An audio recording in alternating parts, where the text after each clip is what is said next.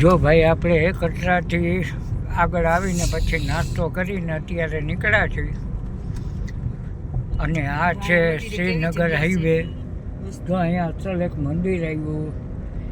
આ જો ગાડીઓ સનાટી બોલાવે જાય. આ સરસ હાઈવે.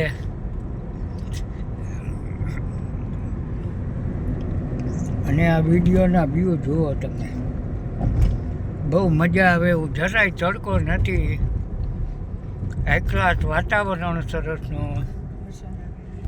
ને ભાઈ આગળ ચેકપોસ્ટ હતો પોલીસનો, એટલે આપણે વિડીયો ઉતારવાનો વિચાર્યો નહીં. આ જો હાઈ ક્લાસ એ વ્યૂ જોરદાર. અમારા મેડમ 2 પરોઠા ઘીવાળા ખાઈને બેસી ગયા છે, કાંઈ ઘટે નહીં ભાઈ. High class view, high class.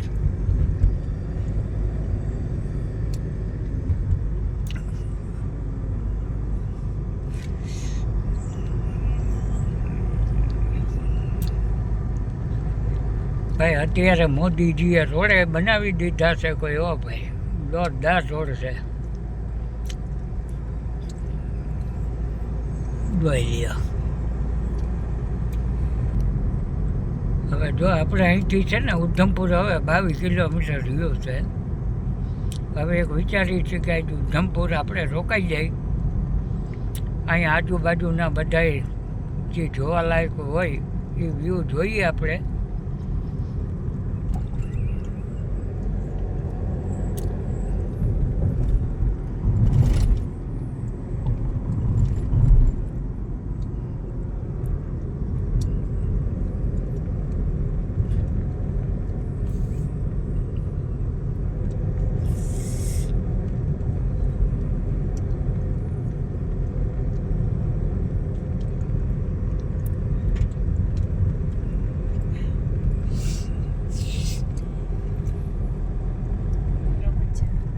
આ જો આ ટ્રકવાળાઓની લાઈન તો જો કેવડી મોટી છે. કેમ કે આગળ જાય ને એટલે એને પોલીસવાળા હેરાન કરે ને, એટલે બિચારા દિવસના અહીંયા રોકાઈ જાય અને રાતે નીકળે એ લોકો. કેમ કે આપણે છે ને વિશાલભાઈના વિડીયોમાં જોયેલું હતું, એ કાશ્મીર આવ્યા હતા ખટારો લઈને. એટલે જો અહીંયા બહુ મોટી લાઈન છે હો ભાઈ આ ગાડીવાળાનું. આ બિચારા દી આખો અહીંયા રહીએ, ખાવું પીવું બધું. હો ભાઈ બહુ મોટી લાઈન, બહુ મોટી છે. હા. એ વિશાલભાઈ તમે જે બતાવ્યું હતું ને એ બરાબર જ છે. બાકી અત્યારે આ મોટી ગાડીવાળાની તો દશા છે હો ભાઈ. જો ને કેવડી લાઈન છે. 4 કિલોમીટરથી લાઈન એમને માયલી આવે અને હજી એ લાંબી જ છે ભાઈ. અહીંયા આગળ પોલીસનો ચેકપોસ્ટ હતો ને એટલે ગાડીઓ રોકાઈ ગઈ છે. એ વિશાલભાઈ સાચું કહેતા હતા, જરાય ખોટી વાત નથી.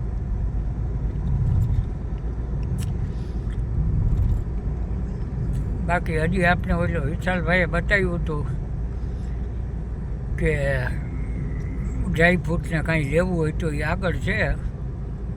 હવે જોઈએ ક્યાં આવે. હવે એ કીધું હતું કુલવામાં કીધું હતું મને. હવે આગળ જોઈ ક્યાં મળશે. પાછો ત્યાં હવે વિડીયો બનાવશું કે કેવું મળે છે ને શું છે ત્યાં. હાલો તો હવે આગળ બીજા વિડીયો બનાવશું.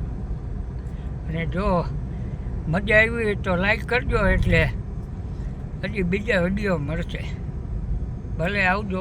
જય શ્રી કૃષ્ણ.